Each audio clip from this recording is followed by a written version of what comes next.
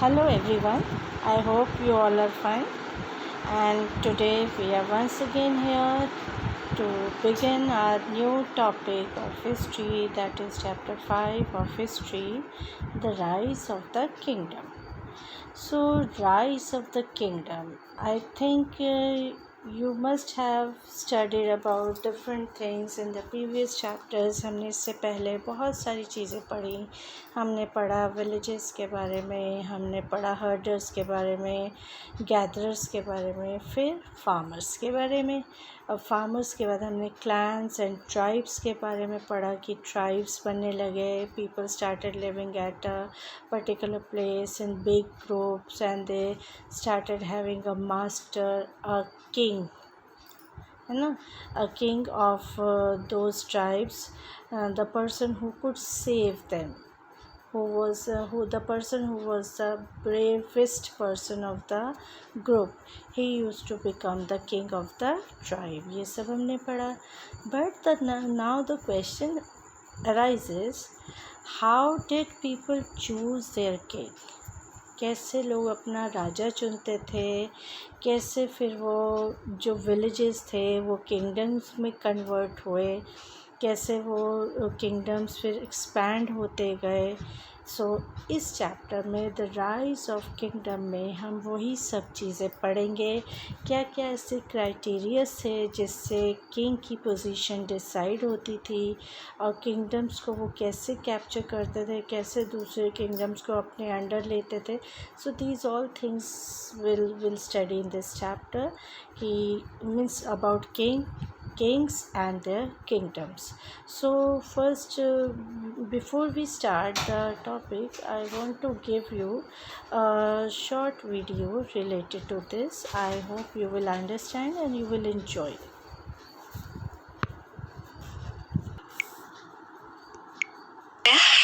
राजा. अगर आपने पिछले चैप्टर का लेक्चर कंप्लीट किया होगा तो उसमें हमने राजा का कॉन्सेप्ट कवर किया था.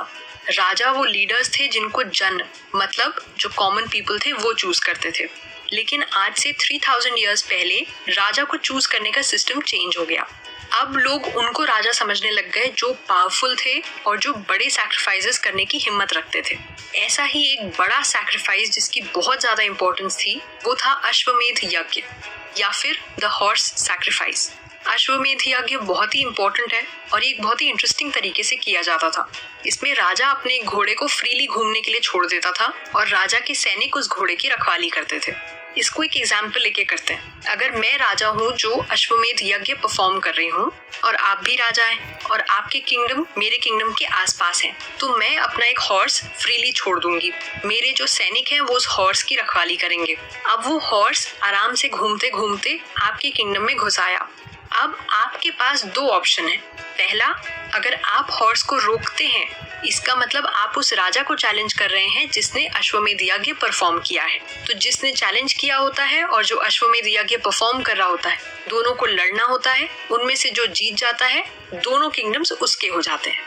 दूसरा ऑप्शन आपके पास ये है कि आप घोड़े को ना रोकें और उसको आराम से अपने किंगडम से निकल जाने दें. अगर आप ऐसा करते हैं इसका मतलब आप अश्वमेध यज्ञ परफॉर्म कर रहे राजा की पावर मानते हैं और उस राजा की सुप्रीमेसी एक्सेप्ट करते हैं. जो राजा सरेंडर कर देते थे फिर उनको सैक्रिफाइस पे गेस्ट की तरह इनवाइट किया जाता था. जो अश्वमेध यज्ञ के रिचुअल्स हैं ये बहुत ही हाईली ट्रेन्ड प्रीस्ट्स परफॉर्म करते थे और उनको रिवॉर्ड में राजा गिफ्ट्स देते थे. अश्वमेध यज्ञ परफॉर्म करने का जो एक्ट है इसको बहुत ही ज्यादा पावरफुल माना जाता था और जो भी राजा इसको परफॉर्म करने की हिम्मत करता था उसकी बहुत ज्यादा रिस्पेक्ट होती थी. आसपास के जो भी राजा सरेंडर कर देते थे वो इस राजा के लिए गिफ्ट्स लेके आते थे. क्योंकि आप खुद सोचिए, अगर कोई इतना पावरफुल है कि वो फ्रीली चैलेंज कर रहा है अपने आसपास के किंगडम्स को कि आइदर सबमिट टू मी और फाइट विद मी, तो इसका मतलब वो सच में पावरफुल होगा और उसे अपने पावर पे यकीन होगा, तभी तो वो अश्वमेध यज्ञ परफॉर्म कर रहा होगा ना. सो दैट इज व्हाई अश्वमेध यज्ञ वाज वेरी इंपॉर्टेंट. इसमें और क्या होता था, the Raja was the central figure. उसकी एक स्पेशल सीट या थ्रोन या इवन टाइगर की स्किन, इस पे वो स्पेशली बैठते थे अलग से. राजा का सबसे अच्छा कंपेनियन उसका चैरियटर था क्योंकि वो बैटलफील्ड में राजा के साथ जाता था.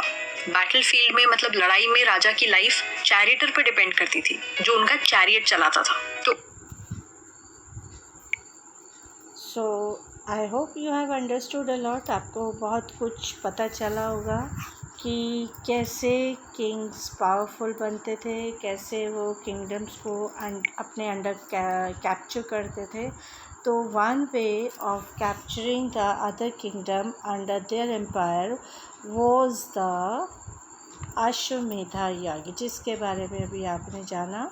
ये अश्वमेधा यज्ञ क्या सिस्टम होता था कि एक किंग अपना हॉर्स छोड़ देता था, वो अदर एम्पायर्स में, अदर किंगडम्स में रोम करता था, और अगर उस हॉर्स को कोई रोकता था, इट मीन्स कि वो उस किंग को, जिसका हॉर्स है या जो अश्वमेध यज्ञ कर रहा है, उसको वो चैलेंज कर रहा है और उसको उसके साथ फिर वॉरफेयर में जाना होता था।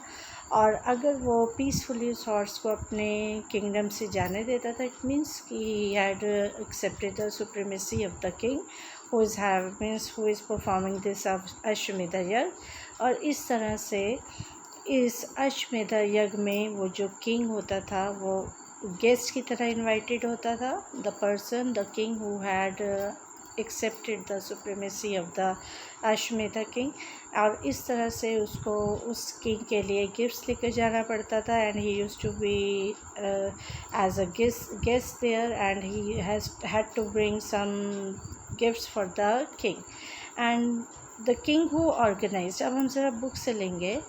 The king who organized the sacrifices was regarded or as being more powerful। तो इससे आप एक चीज़ ये समझिए कि the person, the king who used to organize the sacrifices, वो जो किंग अश्वमेध यज्ञ परफॉर्म करता था, was regarded as the most powerful person। और the sacrifices were perform by specially trend priest, और इसके लिए वहाँ पे ट्रेंड प्रीस्ट जाते थे जो बहुत ही इस फील्ड में ट्रेंड होते थे, and who came to these sacrifices gives for the kings और एंड ऑल दोज हु, और जब वहाँ पे प्रीस्ट के साथ और लोग भी होते थे और किंग्स भी होते थे, the kings who had accepted the supremacy of the king, and they used to bring gifts for the king.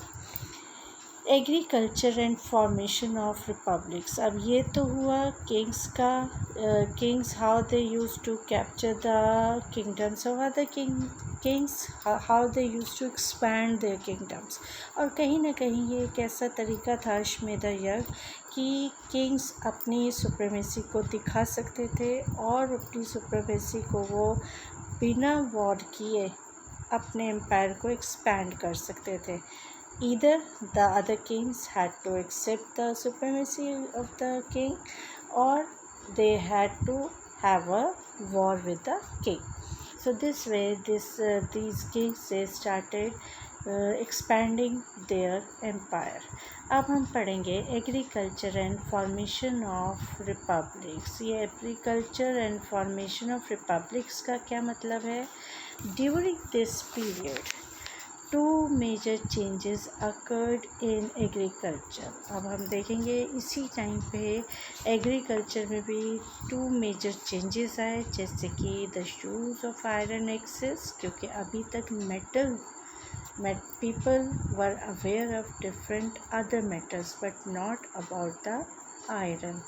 but during this period, जिस पीरियड में हम ये पढ़ रहे हैं, जिस पीरियड के बारे में हम पढ़ रहे हैं, it was about 600 BC, है ना। तो 600 BC के बारे में जब हम पढ़ रहे हैं, अराउंड 600 BC, तो उस टाइम की जब हम बात कर रहे हैं, तो यहाँ पर हम देखते हैं कि टू मेजर चेंजेस एग्रीकल्चर में आए, और वो चेंजेस थे, नंबर 1 की आयरन एक्सेस का यूज़ होने लगा, and growing of paddy means rice. Iron axes use करने लगे farmers, and growing of paddy, rice cultivation शुरू हो गया। Once the Aryans settled down in one place, there was all expansion of agriculture. क्योंकि अब Aryan settle हो चुके थे यहाँ आकर, तो now there was all expansion of agriculture. Agriculture भी expand हो रही थी, especially with the use of iron axes and plowshares. Plowshares भी अब आ गए थे लोगों के पास, so they used to have the plowing. For that they started using plowshares. These iron tools could clear the forest. और ये जो iron tools है, because their edges were sharp, they were very sharp, so they could easily clear the forest and dig deeper than the stone or copper tools. Stone और copper tools उतने stable नहीं थे, उतने you can say reliable नहीं थे जितना कि iron tools. Iron tools were much stronger than these copper and the stone tools. The people started cultivating rice in the middle Gangetic Valley. अब लोगों ने यहाँ पर Gangetic Valley, गंगा वैली में राइस कल्टीवेशन भी शुरू कर दिया. That is the area east of Allahabad. ये Gangetic Valley एरिया हम कहाँ देखते हैं? इलाहाबाद के ईस्ट में. It's a region which was suited to wet rice cultivation, क्योंकि ये राइस कल्टीवेशन के लिए बहुत सूटेबल एरिया था, because it was very much you can say fertile. All this led to gradual agricultural expansion as well as growth of population. अब और जब farming होने लगी तो इससे किस चीज़ को हमें प्रमोशन मिली, और यू कैन से इसने किस चीज़ को लीड किया? It led to gradual agriculture expansion. Agriculture expansion हुआ इसके साथ, as well as growth of population. Growth of population कैसे हुई? जो फर्टाइल लैंड होती है, ज़्यादा से ज़्यादा पॉपुलेशन वहाँ सेटल होना चाहती है, ज़्यादा से ज़्यादा लोग वहाँ रहना चाहते हैं for their livelihood, easy livelihood. That is why it started having the growth of population as well. This result in major change in the socio-political structure. अब इससे क्या हुआ? इससे यहाँ पे social political structure जनपदास का चेंज होने लगा. क्या था वो? Due to expansion in population and agriculture, the Vedic tribes came in closer contact with each other. क्योंकि अब एग्रीकल्चर भी हो रही है और पॉपुलेशन भी बढ़ रही है, पॉपुलेशन भी एक्सपेंड हो रही है, सो दैट वैदिक ट्राइब्स, अब जो वैदिक ट्राइब्स थी वो कहीं ना कहीं they started coming closer contact with each other. वो एक दूसरे के क्लोज आए and with the non Aryan population. जो ट्राइब्स थे वो नॉन आर्यंस के कांटेक्ट में आए and they started meeting and they started having works together, so they became closer. This led to the formation of large territorial entities. अब इससे अब 2 type के ग्रुप्स आ गए. एक तो हमारे ट्राइबल पीपल थे, दूसरे आर्यंस से. अब ये आमने सामने है, उससे क्या हुआ? This led to the formation of large territorial entities. अब सब अपने आप को इंटाइटल्ड मान रहे थे उस टेरिटरी का. Means they started claiming themselves as the head of that territory, known as Janapadas और महाजनपदास. दोनों ही ग्रुप्स, चाहे वो ट्राइब्स थे चाहे वो आर्यंस थे, दोनों ही ग्रुप्स अपने आप को वहाँ के लिए इंटाइटल्ड मानने लगे. अब क्या हुआ? अब आगे हम देखते हैं जनपदास एंड महाजनपदास. तो अभी क्योंकि अब यहाँ एक कंपटीशन की फीलिंग आ गई. किसमें? जो टेरिटरीज़ में वो थे आर्यंस थे, नॉन आर्यन पॉपुलेशन थे, ट्राइबल्स थे. Now they started coming closer and they started claiming themselves as the entitled territorial heads of that region, janapadas and mahajanapadas. अब वैदिक ट्राइब से वैदिक ट्राइबल जो लोग थे और जो नॉन आर्यन थे, अब इनमें कहीं ना कहीं क्लैशेस स्टार्ट होने लगे. जनपदास एंड महाजनपदास. अब जनपदास और महाजनपदास में हम देखेंगे the political structure of the ancient Indians appear to have started around 600 BC in Ganga plains. अब हम देखते हैं कि अब political structure of the ancient Indian, अब एंशिएंट इंडियंस का एक पॉलिटिकल स्ट्रक्चर बनना कब से स्टार्ट हुआ? 600 BC, 600 BC in Ganga plains with semi-nomadic tribal units called Jana. ये 600 BC में शुरू हुआ इन गंगा प्लेन्स, जिसको कहा कि with nomadic tribal units, with nomadic, जो नोमैडिक नोमेड्स होते थे जो इधर उधर मूव करते थे, ट्राइबल्स, और उनको क्या कहा गया? जना। जना मीन्स सब्जेक्ट्स। इसको आप अंडरलाइन कर लेंगे, है ना। तो अर्ली वैदिक टेक्स्ट, और अगर हम अर्ली वैदिक टेक्स्ट देखें तो उससे हमें पता चलेगा early Vedic text attest several janas of tribes of the Aryans living in semi nomadic tribal state. हम अगर पढ़ें तो उससे हमें पता चलेगा सेवरल जना means several subject, several people और tribes of the Aryans, Aryans के बहुत सारे tribes semi nomadic tribal state में they use to live, fighting among themselves, वो आपस में भी लड़ते रहते थे, and with other non Aryan tribes के साथ भी उनकी फ़ाइट कंटिन्यूसली होती थी for cow, sheep and green pastures. Pastures means जो एनिमल फूड होता था। Some of the important tracks वर पंचाला, अगर हम उसमें देखें तो कुछ इम्पॉर्टेंट ट्रैक्स जो थे, ग्रुप्स जो थे, उनमें था Panchala which was in Bareilly district, Surasena which was in Mathura, Kosala, Awadh जिसको हम लखनऊ भी कहते हैं, काशी जिसको हम वाराणसी भी कहते हैं, Vidisha, Magadh etcetera. These tribes were not simple tribes. ये ट्राइब्स सिंपल ट्राइब्स नहीं थे, but were kingdoms. ये किंगडम्स थे एंड रिपब्लिक्स थे। ये किंगडम्स और रिपब्लिक्स थे। रिपब्लिक्स हम किसको कहते हैं? रिपब्लिक की डेफिनेशन आप लिखेंगे, a state in which supreme power is held by the people and their elected representatives, जिसमें सबसे ज़्यादा पावर किसके हाथ में होती थी? लोगों के हाथ में, कॉमन पीपल के बारे में। And these kingdoms and republics were, and these territories were called Janapadas, और इन टेरिटरीज़ को क्या कहा जाता था? जनपदास। जिसमें आप अपने मैप में भी देख सकते हैं, you can see Magadh you can see in your map. So this was the thing. अब हम जब ये पढ़ रहे हैं तो हमें पता चल रहा है कि दे started having clashes for power, and when they started having clashes for power, they wanted to become the head, they wanted to get the all powers in their hands, so they started fighting with each other, चाहे वो non Aryan से, चाहे वो वैदिक tribal people थे, they started fighting for power. And these tribes were not simple tribes, ये simple tribes नहीं थे, but ये kingdoms and republics थे, जहाँ पर जहाँ पर supreme power was in the hand of common people, and these territories were called Janapadas. इनको क्या कहा गया? जनपदास।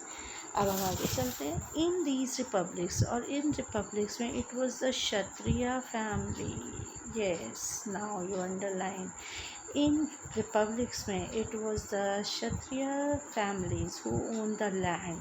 इसमें क्षत्रिय फैमिलीज ऐसे थे जो लैंड ओन करते थे and had the political powers, and this type of government has been called oligarchy. Oligarchy means an oligarchy is a form of government in which power effectively rests with a small elite. Elite means rich segment of society, powerful segment of society.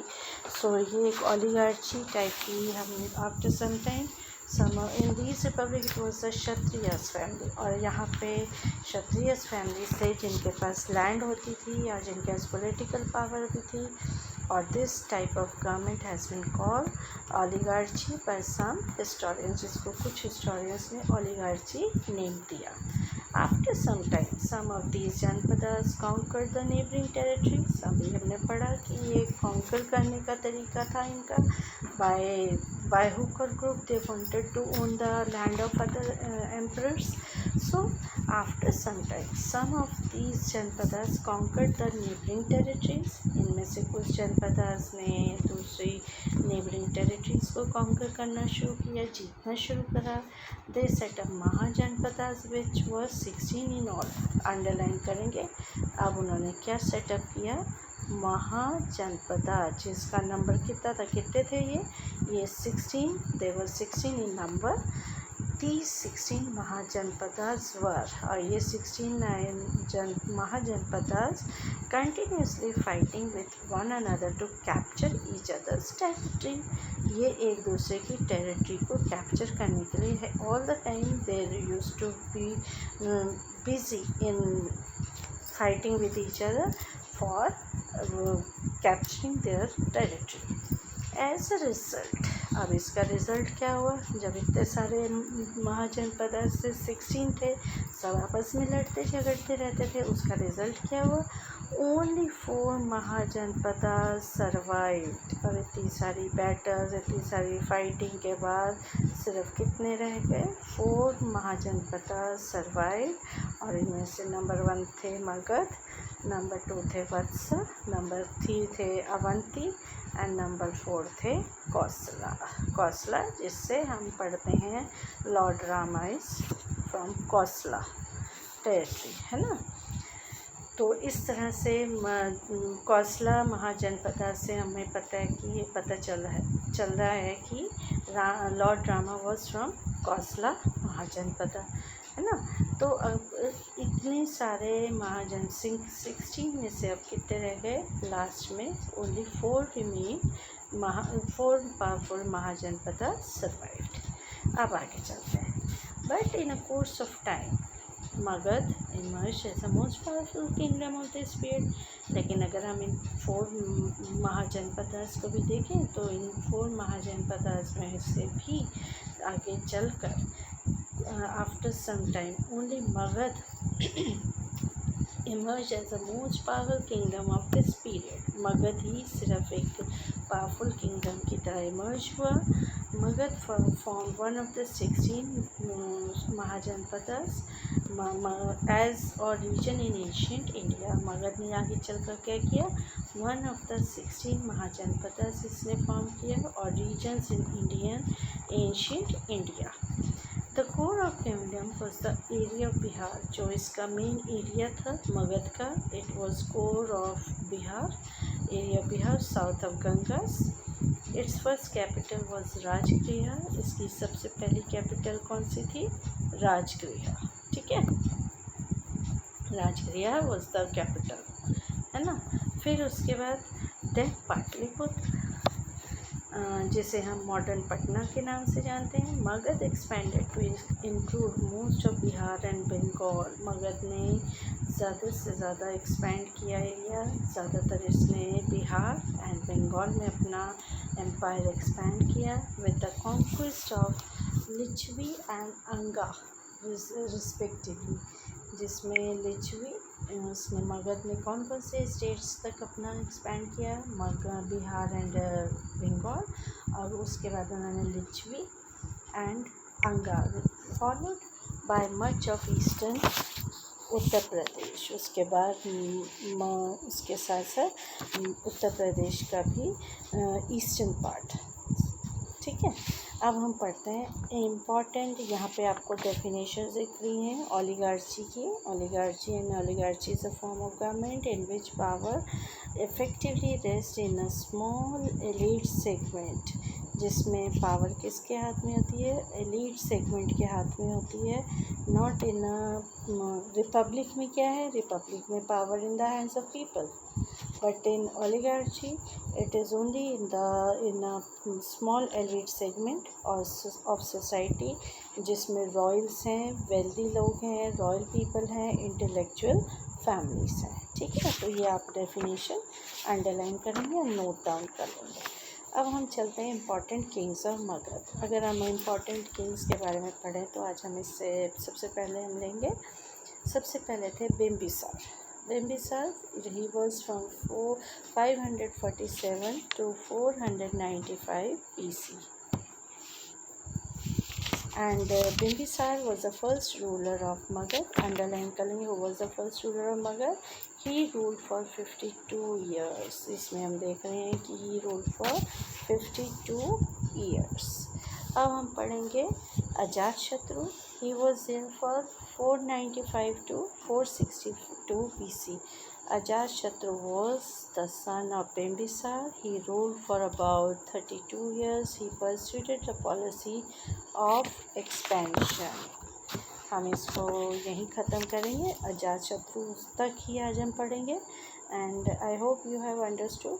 And in the next session we'll continue with our explanation. But for this time I want to say bye and have a nice day.